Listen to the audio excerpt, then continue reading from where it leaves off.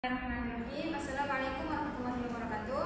Perkenalkan, nama saya Dina Firawati dengan NPM 2331709 dari Prodi Tes Psikoterapi dari kelompok 5 Karnologis. Tujuan saya membuat video ini untuk memenuhi tugas mata kuliah psikologi kepribadian yang diampu oleh Ibu Ira Hidayati SPS IFA.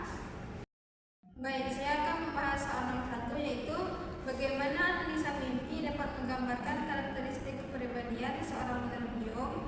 Analisis mimpi dapat menggambarkan karakteristik kepribadian seseorang menurut Jung itu dengan cara melihat jenis mimpi.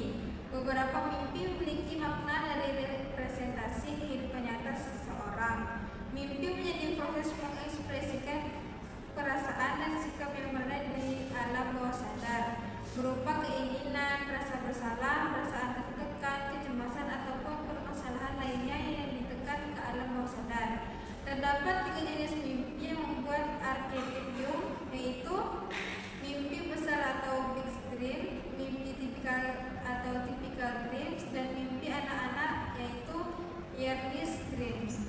Kemudian yang kedua yaitu bagaimana teori kebutuhan dari Maslow dapat menggambarkan karakteristik kepribadian seseorang. Teori kebutuhan dari Maslow dapat menggambarkan karakteristik kepribadian seseorang itu dengan cara melihat pembagian hierarki kebutuhan dalam 5 tingkat dasar kebutuhan dari Maslow, yaitu yang pertama kebutuhan fisik, yang kedua kebutuhan akan rasa aman, yang ketiga kebutuhan akan kepemilikan dan cinta, yang keempat kebutuhan untuk dihargai, dan yang terakhir yaitu kebutuhan aktualisasi diri. Kemudian yang ketiga yaitu ada bagaimana teori perkembangan psikososial dari Erikson dapat menggambarkan karakteristik kepribadian seseorang.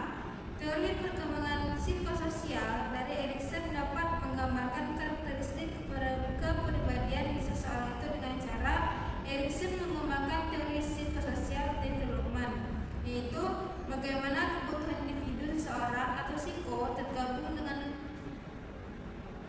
keperluan dan tuntutan masyarakat atau sosial. Erikson mengajukan 8 tahapan yang harus kita lewati dalam proses perkembangan kita atau untuk menggambarkan karakteristik seseorang. Pada setiap tahapan tersebut terdapat sebuah konflik yang harus dihadapi dan diselesaikan agar kita memiliki perkembangan yang normal.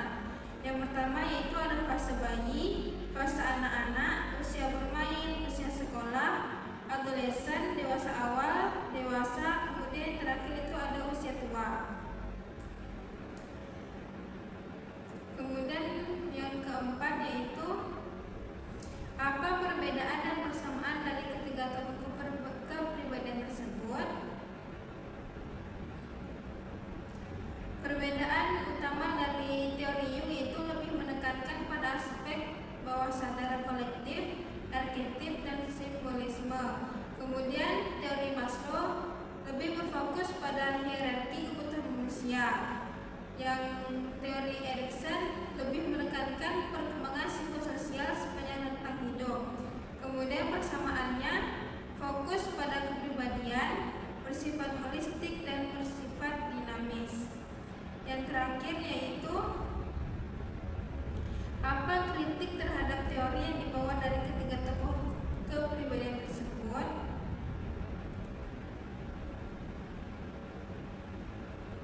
Kritik terhadap teori Jung yaitu subjektif dan ketergantungan pada simbol, kurangnya basis empiris, fokus pada patologi. Kritik terhadap teori Maslow yaitu hierarki kebutuhan yang kaku, fokus pada individu, optimisme yang berlebihan. Kemudian kritik terhadap teori Erikson, tahapan perkembangan yang kaku, fokus pada krisis, dan kultur sentrik. Singkatnya, kritik terhadap ketiga teori ini berpusat pada kurangnya basis empiris, keterbatasan generalisasi, dan fokus yang terlalu sempit. Sekian dari saya.